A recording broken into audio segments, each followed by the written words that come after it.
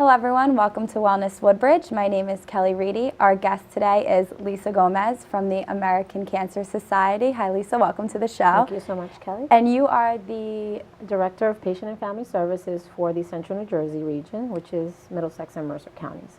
So what do you do in that role? Sure, so I work with the major hospital systems and cancer centers in the area to advocate and represent the patient need, connect them to resources. One of the biggest programs that we have is the patient navigation program, where we're actually on site with certain facilities, orienting patients and caregivers as to where they can get financial assistance, medical equipment, support groups, things like that. So we also have our own programs, which are direct services like peer programs, driver assistance programs, makeover programs for patients who are undergoing changes physically due to treatment. So the American Cancer Society, that's a great support system for not only patients but survivors, family members. Why don't you tell us a little bit about what kind of services and what the American Cancer Society does as a whole organization? Absolutely, thank you.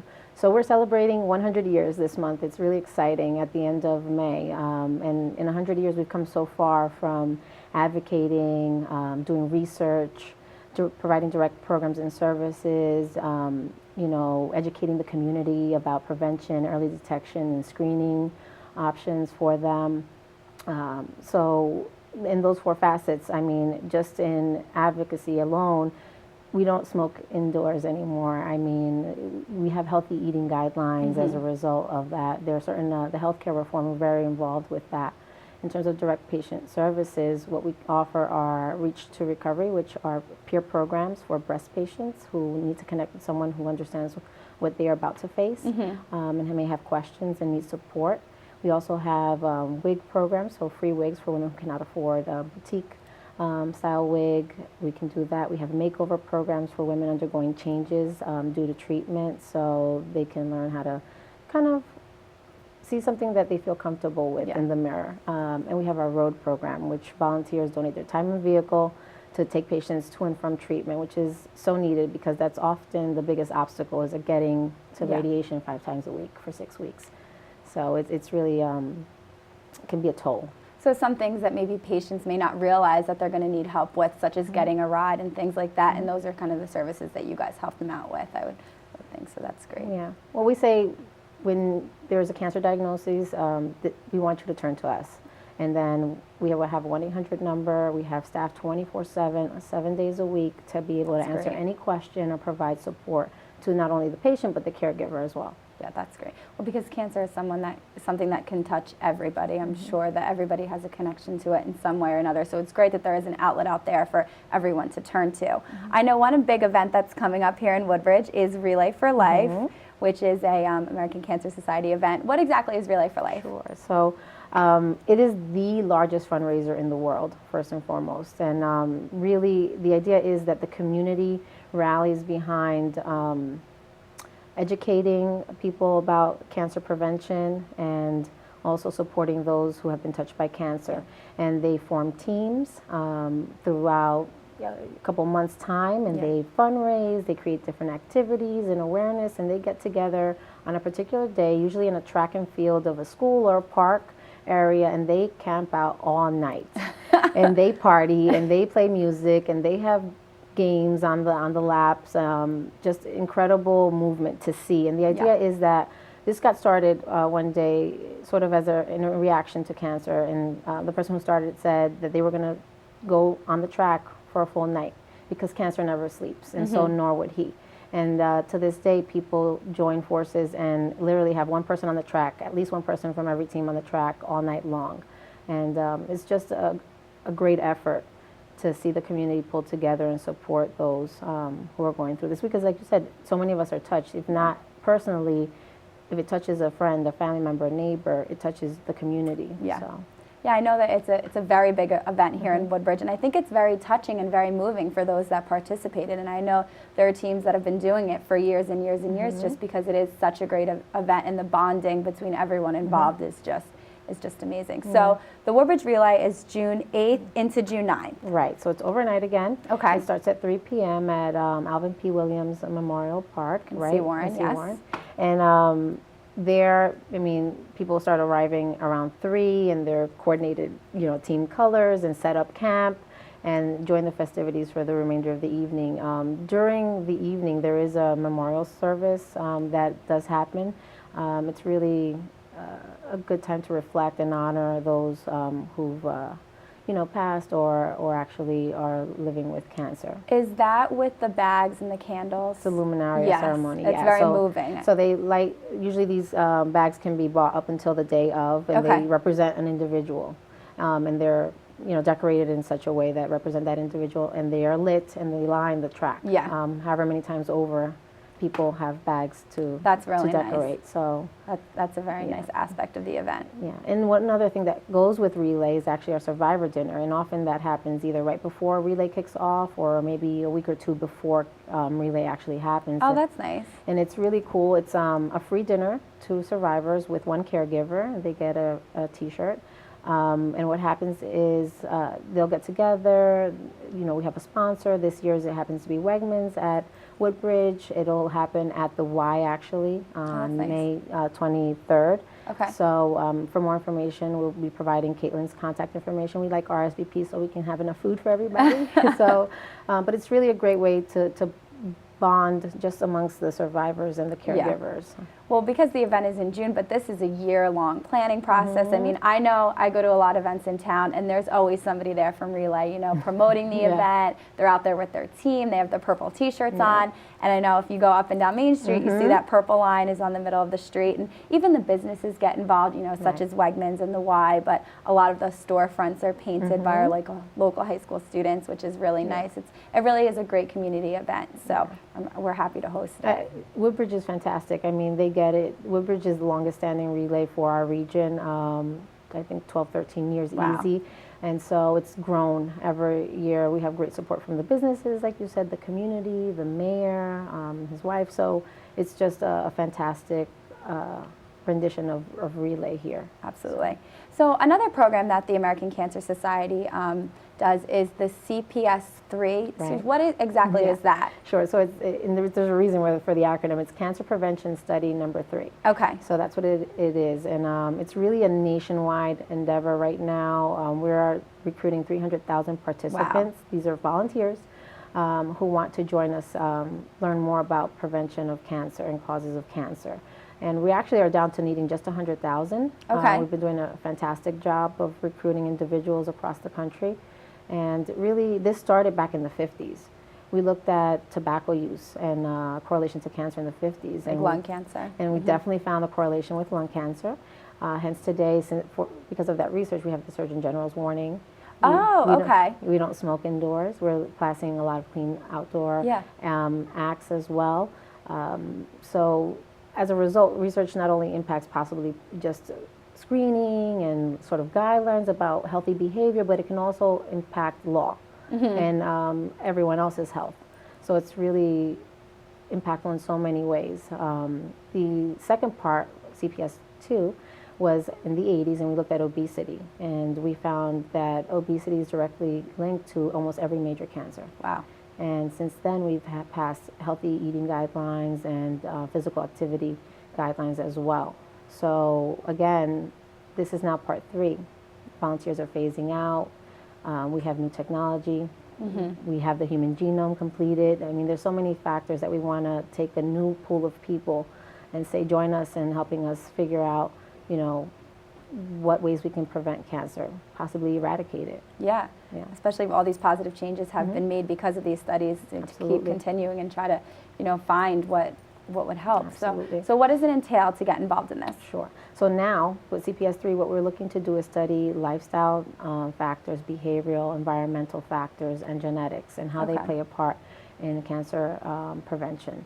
So what we're looking to do is recruit people who have not had a cancer diagnosis in the past, excluding basal and squamous skin cell cancer. Otherwise, no other skin cancer diagnoses, and that they are between 30 and 65. And the only other thing is that they have to make a commitment to stay in touch with us for 20 years plus. So it's long term. It's long term. We're talking about the future. So the only thing that this individual has to do is really reply to our surveys every 2 to 3 years. The surveys are about 30, 40 minutes long. They can be emailed or mailed home about kind of what are you eating, how's your health, are you exercising, that kind of stuff. So what is the process? You sign up, and it's a blood sample? How does that work? Sure. So once the person decides that they want to partake in the study, what they can do is go on to our website or call our toll-free number and find out what locations are hosting an actual event. Okay. In this area, Middlesex County, we actually have 2 locations. So one is the Woodbridge Y, and that'll be on May 23rd from 3 to 7. Okay. And it'll also be at Robert Wood Johnson, New Brunswick on May 22nd, and that'll be in 2 time periods from 9 to 1 and then from 4 to 7. And so the individual will go online, they would agree to be in the study. They fill out a baseline questionnaire about their health. So what are some of the questions on that? Similar to what I just mentioned about an updated personal history, family history, current behaviors, environment, and things like that. Once they do that, they get a copy to bring to the actual enrollment. It's a barcode, so it's confidential. They no longer have a name there. It's an actual barcode. Okay. They bring that, so they will have selected a 30-minute appointment at either location, and it's 20 to 30 minutes long. Once they get there, what will happen is we'll answer a short survey. They'll have a waist measurement. They'll have a small lab draw, and basically sign to be in the study. They have to consent to be in the study. Okay. And after that, no more. They don't have to ever come back to do anything physical or medical. Oh, all right. And they just, again, have to answer those surveys, those follow-up surveys, every 2 to 3 years from home.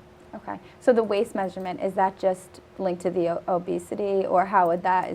Sure. So we did find that there are direct links with obesity, but other things like metabolic factors and insulin production and things like that can be determined based on that. So it's important to get that waist measurement as a factor. And then throughout the online surveys and what you do through the 20 years, do you kind of ask about the weight, see what's changed as far as body type and physical appearance? Yes, absolutely. We want to know about their physical activity, their health, if they've improved, or if they have any other conditions that may have surfaced. In addition, if they even got a cancer diagnosis. That's what I was just going to ask. Yeah. What happens in that 20 years if, God Sure. forbid, someone was diagnosed with cancer? How does that play into the study? So if an individual who's enrolled does receive a cancer diagnosis, we actually are interested in following that person for different reasons to improve quality of life and treatment options. So we want to then look at, what kind of treatments maybe they're undergoing, some more medical questions, and for that matter, we will ask if it's okay to get some of that medical information with their permission, because the kind of information is very technical. Yeah. It would be better provided by their medical provider. So that kind of information is important for us to determine what may impact, quality of life. So men and women can join the study. And what about different, nationalities, things like that? I'm sure you want to get a mix all across the board. Absolutely. So it's really important. We want to recruit about 25% diversity, both racial and ethnic this time around. There are different things that can impact, cancer prevention. And amongst that, we want to see if there are any racial, cultural things that may impact environment, like living environment, foods, and things like that we may have that may impact a cancer diagnosis. So it's really important for us to have a diverse group, and we're rich in this area in diversity. Absolutely. So I really, so close to New York. Right, really call on people of diverse backgrounds to do this for the future, because that's really what this study is about. It's about possibly improving outcomes for our future generations. Absolutely. Now, I know you said you already have, almost 200,000. Right. Do you ever find some hesitancy? Do people get a little nervous? I don't know if it's giving up the information, or do they how is their reaction to it? I'm surprised to find that there hasn't been as much hesitation. Oh, that's good. Yeah, as I expected originally, because it's when you say research and study, and it's just like, well, what are they going to do with my information? Absolutely. And are they going, am I going to know about what's going to happen? So more often than not, people who, again, have been touched by cancer in some way, when we explain what it is and what we've done in the past, they automatically get it, and they say, sure, it's just my time. aside from that lab draw and waist measurement. In terms of hesitancy, I mean, that's why we're out here on the show, why we're out in the community tabling, trying to educate people about what it entails, answer any questions that they may have so they can make an informed decision. Again, this is volunteer-based. Yes. We want people who understand what it is and are willing to stay in touch with us long-term to enroll. So we do keep everything very confidential, as we talked about earlier. In terms of, being in the study, this is just for information purposes. We're not diagnosing anything. It's not, the tests that are going to be performed are not done at clinical laboratories where we actually would do that kind of testing. It's for information. Okay. So again, if they have hesitancy, we have our website, which we'll provide, and a 1-800 number where they can ask questions about any kind of concerns that they have.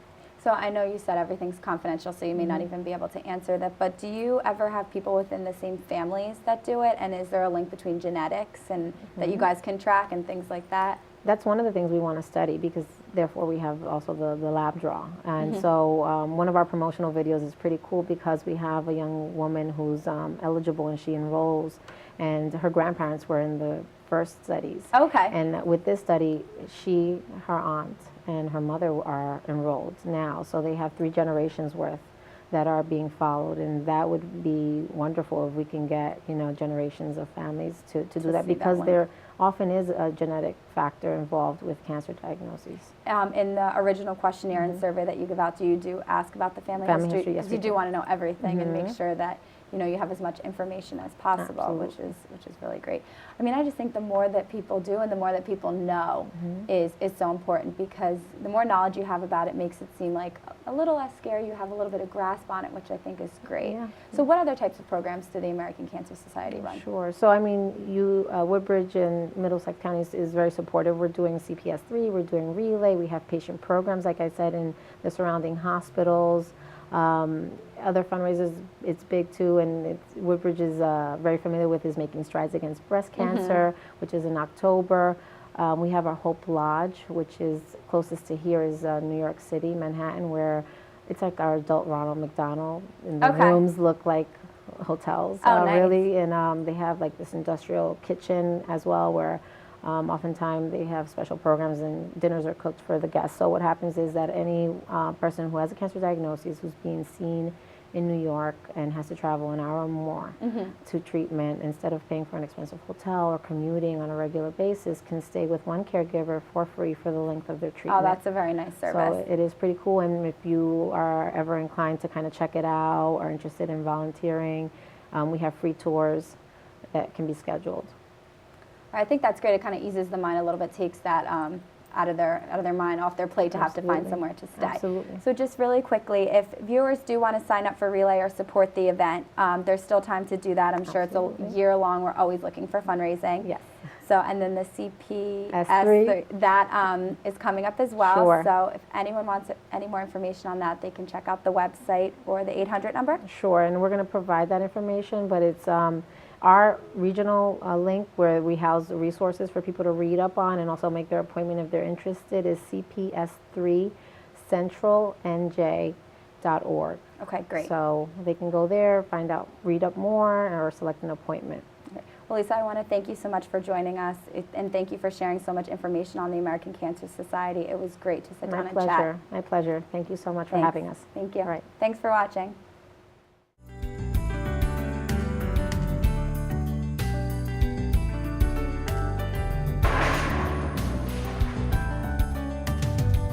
Here at the Woodbridge Bowling Center. We're having our first annual Strike Out Cancer. It's a bowling event. We're trying to raise money to support the Relay for Life of Woodbridge. It's a third-party event that was put together by some of the Relay for Life committee members to help support the Relay for Life happening in Woodbridge this coming June. Actually, Tammy McCormick, she's one of my committee members. She is in a bowling league here at the bowling alley, and she thought that it would just be a fun fundraiser. The Relay for Life is June 8th. It's in Seawarren Park. It's an overnight walk. And the reason it's an overnight walk is it symbolizes that cancer doesn't sleep, so for one night we don't either.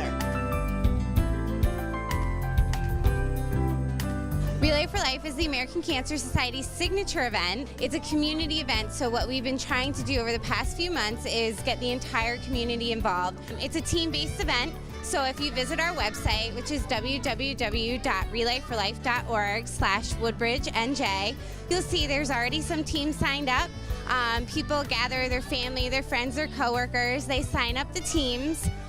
It's a full day and night event, so it starts at 3 p.m. in the afternoon and goes into the next morning. There's lots of fun games and activities, ceremonies going on throughout the event, and we ask that everybody tries to come out and help us fight cancer.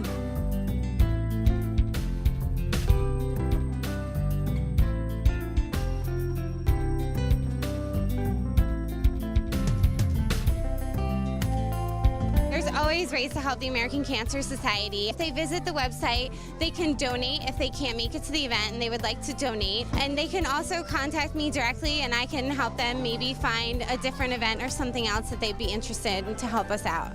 They can contact me by calling me at 732-951-6344, or they can email me at woodbridge.relay@cancer.org. Our next event coming up is we have a special survivor dinner.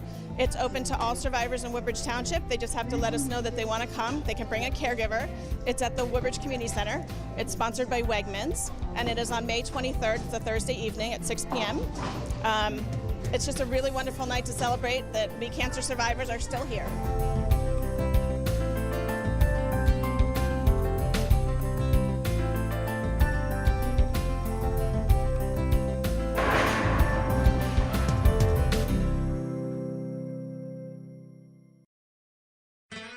For me, as a caregiver of family members with cancer, it's a way for me to fight back. This is an awesome way. I am so exhilarated to be a part of this. To actually participate in research, to find a cure for cancer, I can't think of anything better for me to do.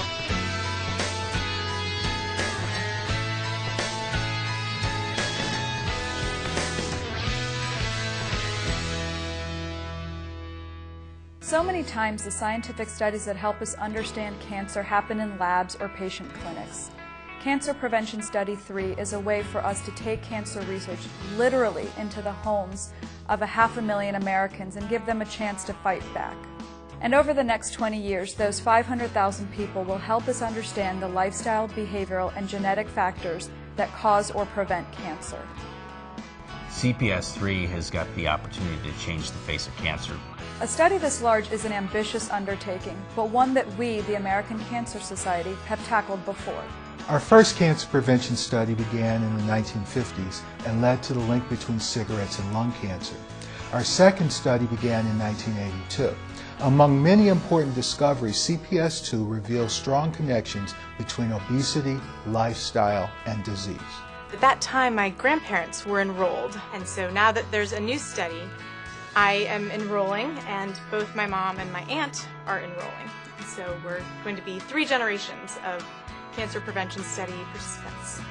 We realized how important it is to pursue this and how really important the entire process is of studying and knowing what causes this terrible disease. I don't think there's a family that hasn't been touched by the disease, and it's important that we all participate in some way. Participating is very easy. We're looking for a diverse population of men and women between the ages of 30 and 65 who have never been diagnosed with cancer. The initial study enrollment takes place in person at a local enrollment site where participants complete a survey, provide some physical measurements, and give a small blood sample similar to a doctor's visit. After the initial study enrollment, participants must be willing to make a long-term commitment to the study, which simply involves completing follow-up surveys at home every few years. You can't study somebody you don't have in your study, and occasionally different factors that are associated with cancer are more important in a younger age person than in an older age person, or more important in men than in women, or more important in African Americans than in Caucasians. If you don't have all these people in the study, you can't sort these factors out. So we truly do need your help to make CPS 3 a success. To help us advance our scientific knowledge, to understand better how we can prevent cancer in all Americans, and ultimately help us understand how we can save more lives. The opportunity to be involved with this study, the involvement with how it's going to change the face of cancer in the next 10 and 20 years is just phenomenal. So whether you participate or encourage others to enroll, your support of CPS3 can directly impact the American Cancer Society's efforts to save more lives and create a world with more birthdays. I look at this as a way to prevent cancer in the future, not only for my kids, but my kids' kids. That's really why I'm here. If you're between the ages of 30 and 65 and have never been diagnosed with cancer, or you know someone who is, call us at 1-888-604-5888. Send us an email to cps3@cancer.org or visit us at cancer.org/cps3. I really think we're making history tonight. I really think I will tell my grandchildren about tonight. I really, really believe that this is part of the answer.